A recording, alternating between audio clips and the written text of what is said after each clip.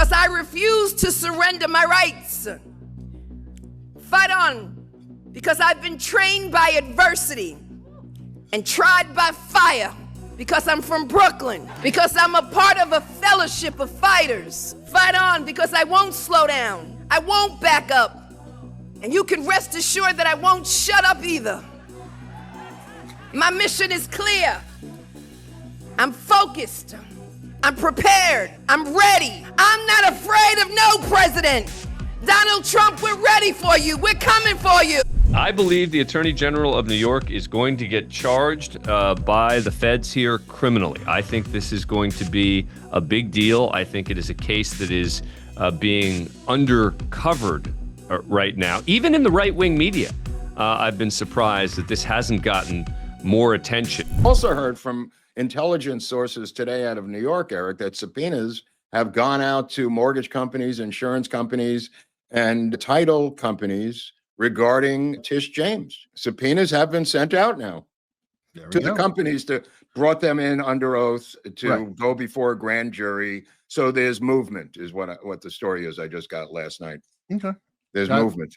Yeah, it's going to take some time, to get rolling out. So the Attorney General of the entire country, Pam Bondi, is moving in. Letitia James is in some trouble. So this is getting extremely serious. I wasn't going to make a video today. As you see, the camera is off. You're just going to hear my voice because I'm pretty tired. But anyway, I want to talk about this situation. As you guys saw the video right there, this is getting real serious. Letitia James, New York's top cop and proud crusader against corruption, has another attorney general coming down on her, Pam Bondi. Now, she was the former Florida attorney general. Now she's the, obviously the big Trump appointment for attorney general for the entire country. And she is making some moves and the subpoenas are flying. According to new reports, intelligence sources in New York say the subpoenas have gone out to mortgage companies, title companies, and insurance agencies, all with Letitia's names all over them. This isn't just smoke. This is the start of a full-on legal fire.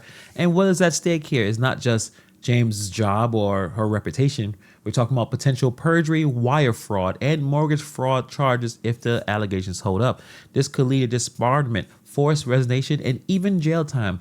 The total collapse of the very career that she built by claiming that she stood for accountability. This is the legal battle that she's involved in, and obviously she's still trying to do things against Trump as well. So this is going to be extremely bloody battle here. This is full-on blood war, and it looks like Pam Bondi came into play hardball. Let's rewind. We've been talking about this story for weeks. Letitia James is accused of misclassifying her Brooklyn brownstone on mortgage forms, submitting handwritten changes to stay eligible for the federal loan programs, reporting phantom mortgages that don't show up in property basis, and declaring her Virginia home as her primary residence, 45 days prosecuting Trump in NYC. So all sketchy as hell, and add the fact that she's using taxpayer dollars to hire really good attorneys. This is not minor at all. So this is not just unethical, this is criminal. If Letitia James knowingly submitted false information on federal mortgage forms, this could fall under 18 U.S. Code 1001, making false statements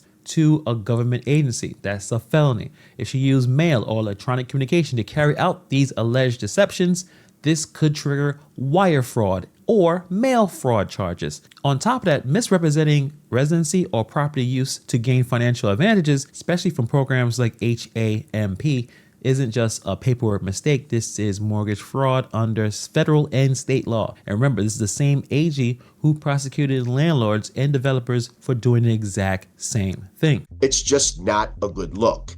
It's not a good look for a sitting elected official in New York State or any other state to claim that they're principal residents in a document that's being offered to a financial institution that the principal residence is in some other state.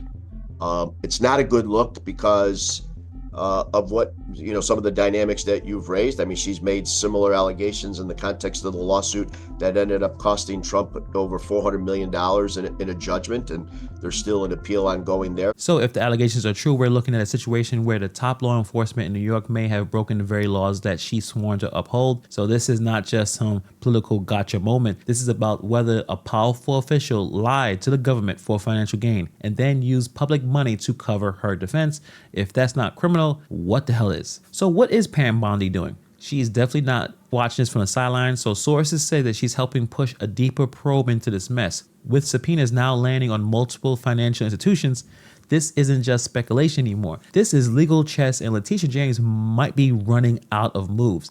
These subpoenas mean the feds, or at least high-level legal players, believe something is here worth digging into. Believe there's something here worth digging into. And the more that we learn, the uglier it gets. But this is what's strange to me. Where's the governor of New York? Where are the state lawmakers? Why is the political class so quiet with this issue? You would think that the attorney general being investigated for possible mortgage fraud would set up alarm bells in Albany. Instead, it's crickets, silence. It's like it's not even happening. I mean, let's compare to what happened with Mayor Eric Adams. The moment even a whisper of federal investigating, it was on front page everywhere. Reporters camped outside of his events. Analysts dissect every move he made. The media dogpiled the man, right? And I believe that he was guilty of something. And fortunately for him, Trump won and Trump was able to get him out of that situation. But when it comes to Letitia James, it's crickets. Where is that same energy?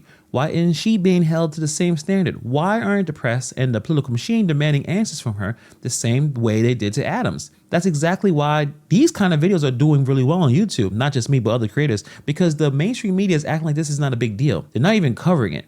They're not really asking the tough questions, and the politicians sure aren't either. The only thing I've noticed from the reporting is that Letitia James and the other 18 attorney generals are doing. They're focusing on some lawsuits against Trump and other conservative causes. New York's top prosecutor Tish James and 18 other attorneys general just announced they're suing the Trump administration over plans to cut billions of dollars in education funding. Every student in this country, regardless of who they are or what they look like, they deserve to learn in an open and welcoming environment, free from discrimination.